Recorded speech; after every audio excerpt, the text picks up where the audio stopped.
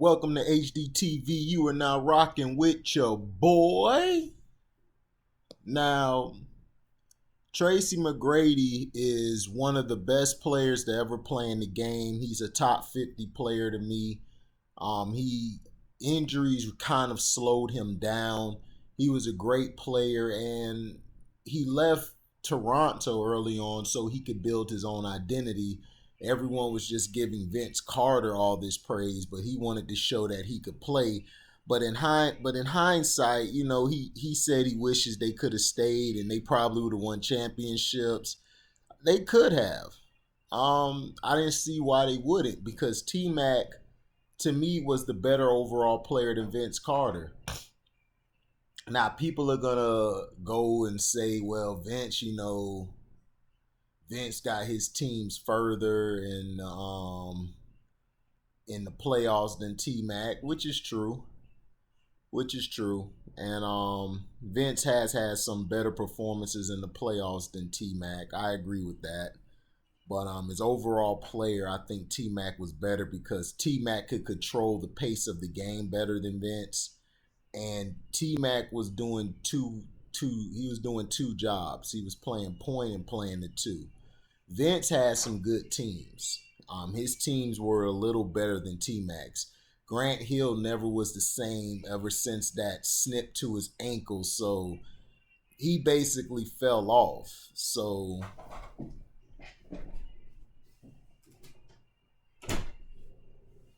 sorry about that, but Grant Hill basically fell off due to injury and due to not being healthy. He played in Phoenix and had a long, successful career, but would have been better if he would have never been hurt. But Tracy McGrady has done some wonderful things.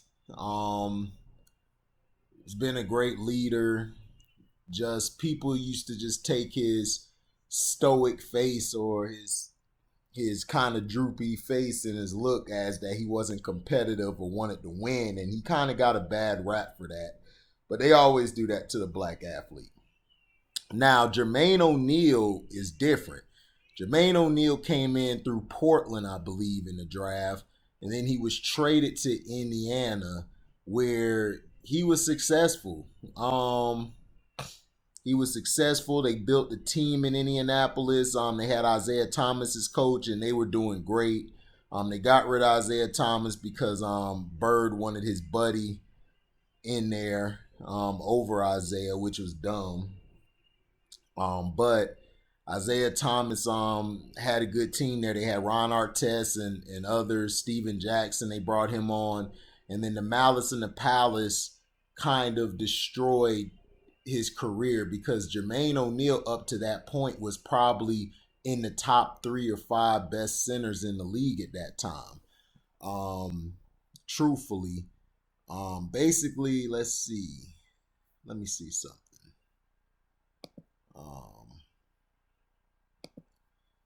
But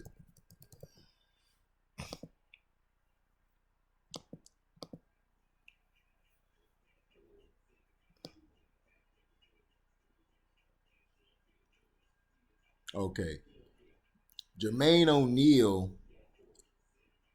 in Portland, he wasn't, he was still starting. He still was a young guy. He came in 96 and 97. He was with Portland for a little bit. He went to Indianapolis where he posted 4 seasons over 20 points or at 20 points a game. And his rebounding, he had double-digit rebounds, I believe, 3 times in his career. And his blocks were very high. He was a great defender. He was more of a defensive rim protector. Wasn't really a strong rebounder. Was better at playing the background, playing the rim, keeping guys out of it. He was a decent free throw shooter. He was 72%, which is good for a big man. But his years in Indianapolis, he would have won. He would have won and everything in Indianapolis if Ron Artest didn't go in the stands like an idiot. But he had a long career. He played in Toronto. He played in, I think, Toronto. He played in Miami a little bit to try to help them, him and try to help D Wade a little bit. And he went to Boston trying to get a ring there, but he was practically done at that point. He was done when he went to Boston. His numbers dropped and his minutes dropped. But Jermaine ONeal had a decent career, not a Hall of Fame or anything, but he was a good role player, a good solid player. I believe Indianapolis, if that Malice and Palace didn't happen, they could have they could have won maybe 2 or 3 chips, because Reggie Miller at that time was down in his career, but he was more of a facilitator, helping guys get better. Now, Tracy McGrady, and Jermaine ONeal have been talking. They're starting a sports agency, and this is from the New York Times. They printed this out first before everybody, and this article is by Mark Stein. The former All-Stars who both entered the NBA straight from high school hope to share their experiences in the league with potential clients entering the 2021 draft. Tracy McGrady and Jermaine ONeal were high-profile teenagers who shared the same agent and sneaker brand in January '98. When a mutual acquaintance suggested that they meet for a meal, they went to an Applebee's restaurant in Portland, Oregon. ONeal was in his second season there with the Trailblazers, who had selected him out of high school with the 17th pick in the powerhouse '96 NBA draft, 4 picks behind Kobe. That '96 class is underrated, by the way. Sorry to stop there in the article, but that '96 class, I believe, was probably the best class, either them or the '84 class. 4 picks behind Kobe Bryant. McGrady, who had also been selected out of high school with the 9th overall pick in '97, was a rookie with the Raptors. The Toronto Raptors. It was just a natural connection, McGrady said. We're like brothers. It was our first time sitting down and having a conversation, ONeal said. For 2 youngsters to have that type of communication and chemistry, that's what I always remembered every time I come in contact with Tracy. That contact is about to be more frequent.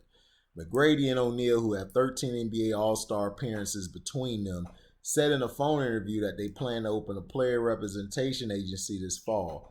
They will call it 7 Sports Group and Entertainment. The name is mashed up of their jersey numbers from careers that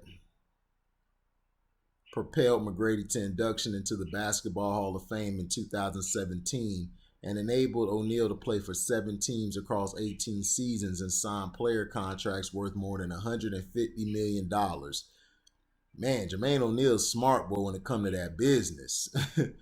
If successful, they would become the most prominent players in NBA history to enter the highly competitive and hard to break into agent business.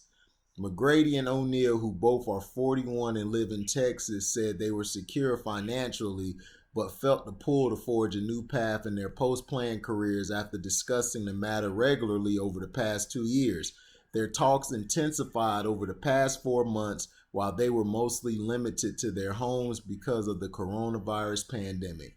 McGrady, who lives in the suburban Houston, and ONeal, who lives in suburban Dallas, found themselves, in ONeal words, with time to process and think hard together about how they could help young players, particularly young black players, the most. We think it's needed and we have a passion for it, McGrady said.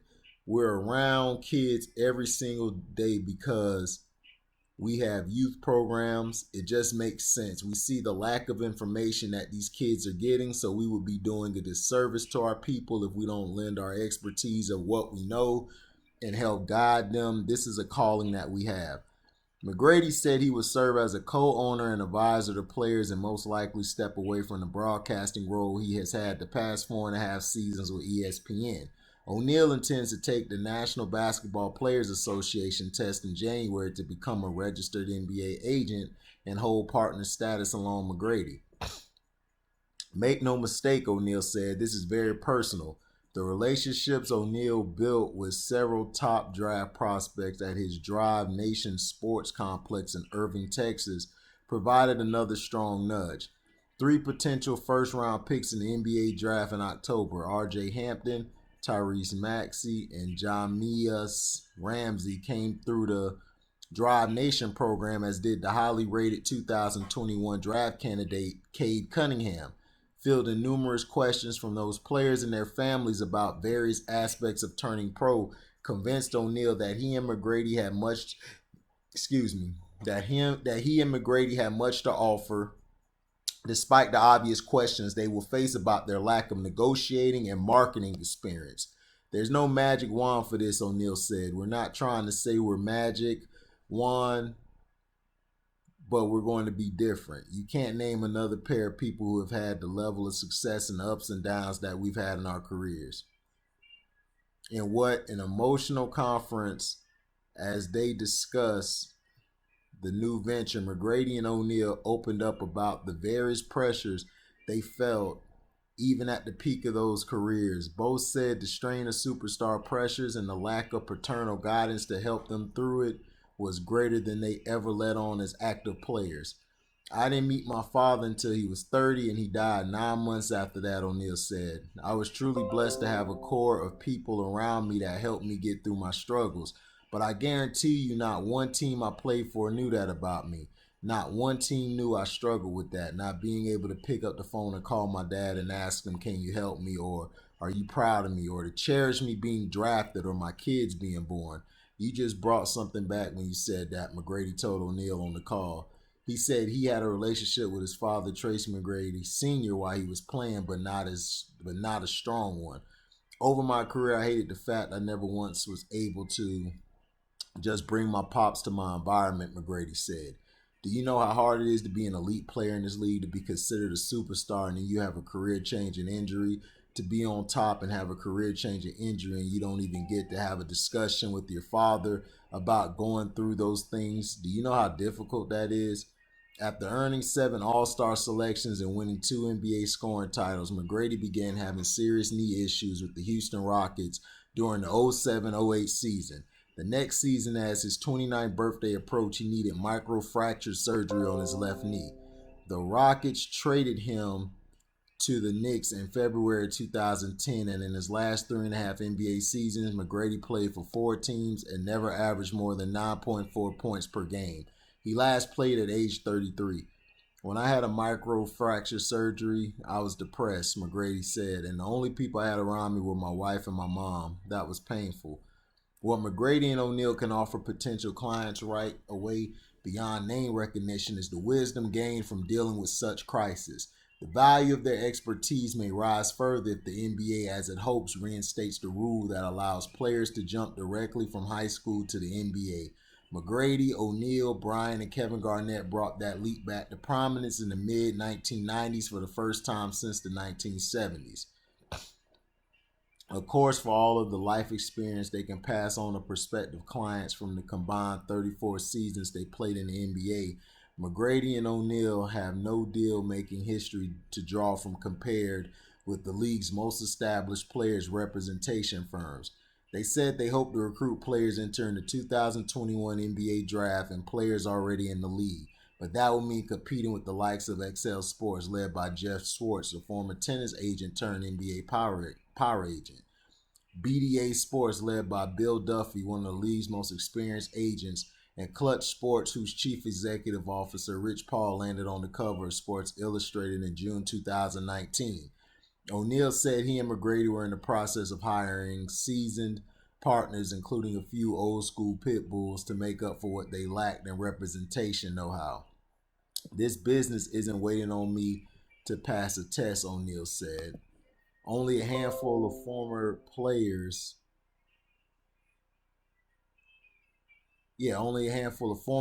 have moved into player representation, was notably B.J. Armstrong, who adapted well to business after playing alongside Michael Jordan on 3 of the Chicago Bulls' 6 championship teams in the 90s. Armstrong said in a telephone interview that similar motivations persuaded him to become an agent after a stint as a Bulls executive, when he recognized that incoming NBA players were getting younger and lacked outlets for guidance. It was something that I never thought about when I was playing, said Armstrong, who represents Detroit's Derrick Rose among his nearly 20 clients with the sports agency Wasserman. After I worked in front office, I can remember thinking, who's getting them ready to understand the business they're walking into? I saw an opportunity to make myself accessible to question I wish I could have asked someone when I was playing. McGrady is undeterred by the paucity of NBA players who have made this transition. He let out a hearty laugh when it was pointed out that Arn Tellem, the former Power agent who represents both McGrady and ONeal, left the field. They will now try to crack to become the vice chairman of the Detroit Pistons in 2015. Asked about trying to find their niche in such a cutthroat industry, McGrady said of his new rivals, at the end of the day, they can't get all the players. Obviously, it's going to take us some time to get our feet wet and really understand how this thing works, but we're not intimidated by anybody. We know there's going to be a lot of people trying to poke holes into this. Now, if you stayed around for that article, thank you. I believe it's great. It's a great move to have these guys give back, because you have to think about it. These players are young. They don't understand business like that. They're not privy to it. And it's the same thing with the black community. Is we don't understand the business or the stocks and bonds, or we don't understand the deficit that we have when compared to white America, or I like to say pink America. Pink America basically, in this case, have a big gap between us. Now, this is great that these two men who used to play sports are getting an opportunity. But why a lot of people aren't getting an opportunity who didn't play sports? You see, this is the thing I'm talking about. This is great because most of the white players get better opportunities like this than the black players.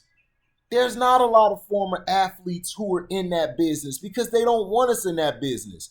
If you look at my video talking about black employment in sports, go look at that video and it will show you the percentage of who is being employed for these positions. Blacks are the majority of basketball and football.